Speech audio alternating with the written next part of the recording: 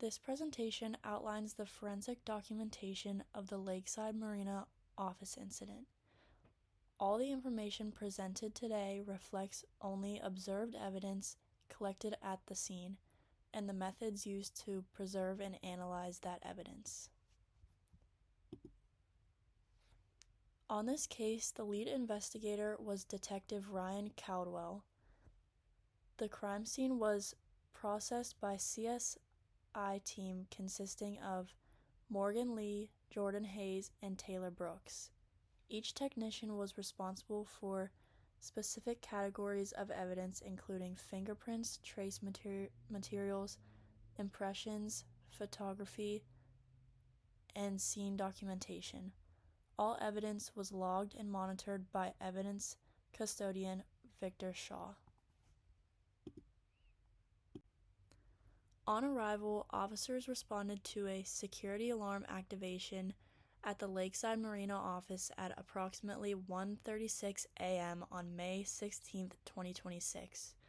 Upon arrival at 1:42 a.m., the front entrance was observed to be compromised. An entry had been forced prior to law enforcement arrival. The scene was immediately secured and entry was restricted to only authorized personnel only. During the initial walkthrough, several key observations were documented. These included broken plexiglass at the front entrance, footwear impressions on the floor, and visible soil transfer leading from the entryway into the hallway.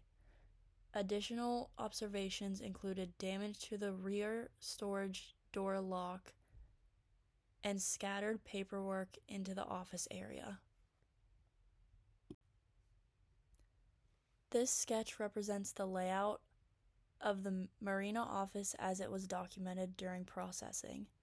The front entrance is located at the top of the diagram with the reception desk positioned centrally. Evidence markers were placed throughout the scene to document key areas including the entry damage, footwear impressions, soil transfer, and tool mark evidence at the rear storage door. All measurements and placements were recorded for reference and later analysis. Evidence item E1 consists of fractured plexiglass collected from the front entrance. The material was photographed in place before collection using forceps to avoid further contamination. The fragments were then packaged in a paper bindle and labeled for transport. Fracture patterns were documented, including radial cracking originating from a central impact point. Evidence item E2 consists of footwear impressions located on the vinyl flooring near the entrance and extending into the hallway.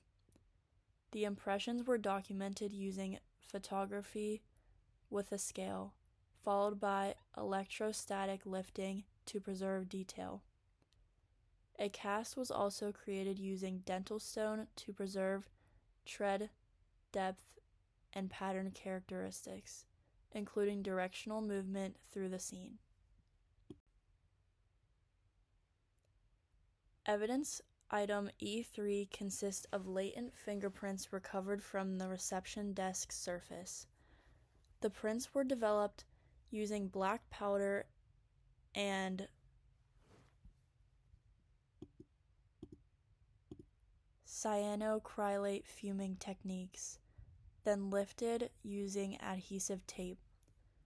Partial ridge detail is visible through some distortion and smudging, though some distortion and smudging were present due to surface contact. Evidence item E4 consists of soil trace material recovered from the hallway floor. The sample included fine sand and organic debris, which was collected using sterile tweezers and stored in a sealed bindle. Microscopic examination was used to compare grain composition, and moisture content. Evidence item E5 consists of tool mark impressions located on the rear storage door latch. The marks were photographed under angled lighting and had a silicone cast created to preserve the impression. The pattern shows repeated parallel striations and metal deformation consistent with the forced mechanical contact.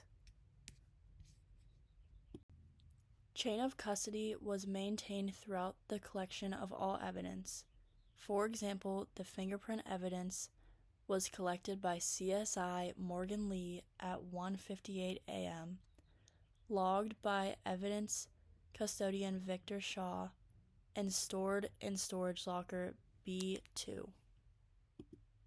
All transfers were documented to ensure evidence integrity.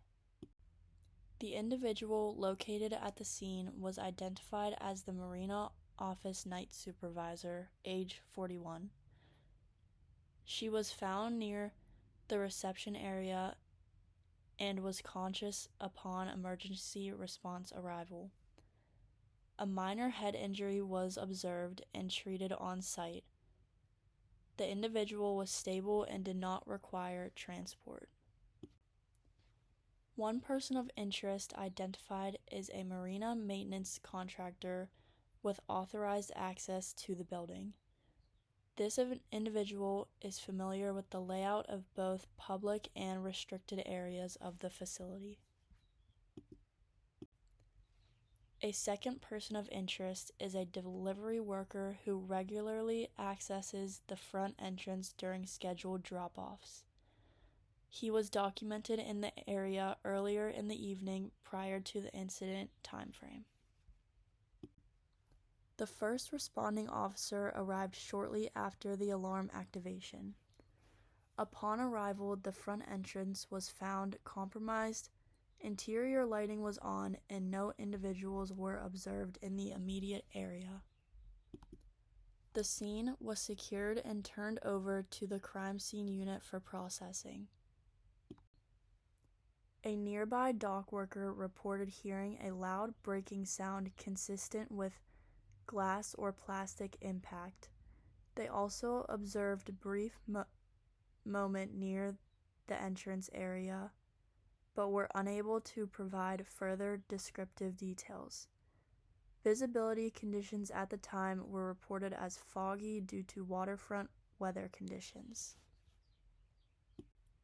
Medical evaluation identified a blunt force head injury.